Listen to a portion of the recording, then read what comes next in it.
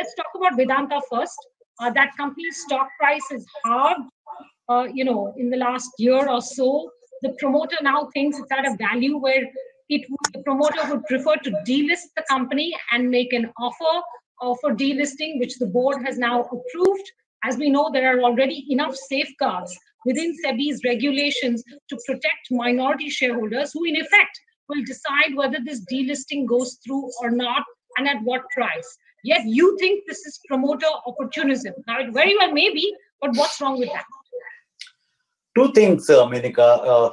As you rightly said, that the timing, I think our biggest issue is timing. As you rightly pointed out, that today not only economies are in deep trouble, but society per se. In fact, today the amount of fear which is there is not only in India, globally also.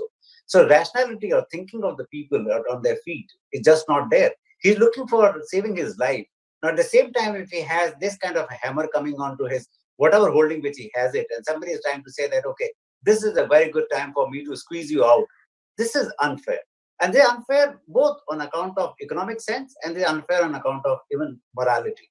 And our objection is towards the board, that what is the board doing? If the promoter wants to take an advantage of the timing, the independent director, the role in a listed company, independent director is only to protect the minority shareholders. And once you have a delisting which is going to be there, that's perhaps the last act for the independent directors. When the company is delisted, these independent directors have no meaning. So in fact, they are becoming meaningless even before the delisting is done, by becoming the mouthpieces for promoters, which is what makes us. I mean, you raised two issues that yes, minority shareholders will have an occasion to defeat this resolution. Secondly, it's a reverse book bill.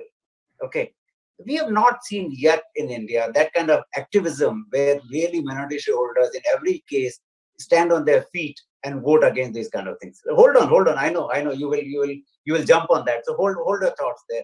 Secondly, the whole reverse book bill, okay, that leaves no room to my mind, even for independent directors to really come and say that why should this price be the right price to start and a starting point on that. According to me, independent directors then should appoint an investment banker because they are really holding the company and the minority shareholders' interest. And promoter is saying that I want to squeeze you out. So in this case, they have to hold the right of the minority shareholders, appoint an investment banker, and first get this whether this price is a good price for them to recommend even for shareholders. Because otherwise shareholders has no idea what the real value of the company is unless he applies his own mind and he becomes militant. But where is the sense coming in from the independent director that what is the value of this company? So our problems are twofold. Hold on. Our problems are twofold. A, we have not yet reached to a stage where minority shareholders really have made their presence felt in terms of voting. And secondly, and more importantly, what the hell independent directors are doing on the board? I frankly ask myself, if one was sitting on the board and there is an opportunity for price discovery for the shareholders that is being presented, I ask myself, am I not duty bound to enable that opportunity to be examined by the public shareholder?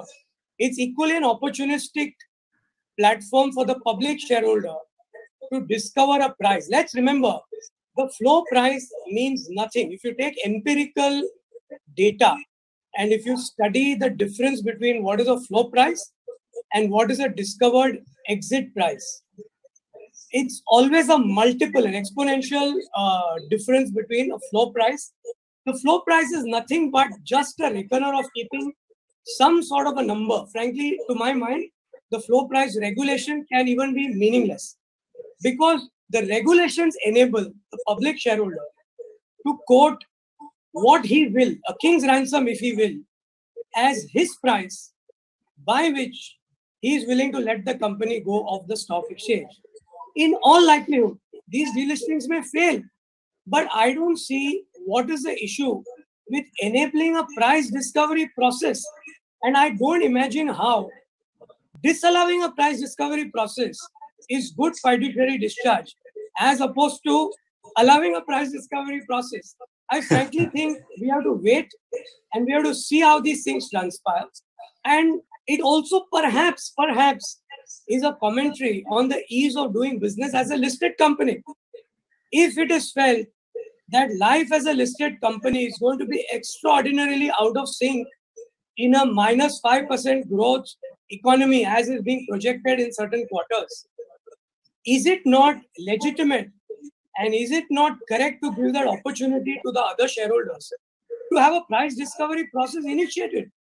I think we need to stop looking at things from a foregone conclusion that delisting is anti-public shareholder.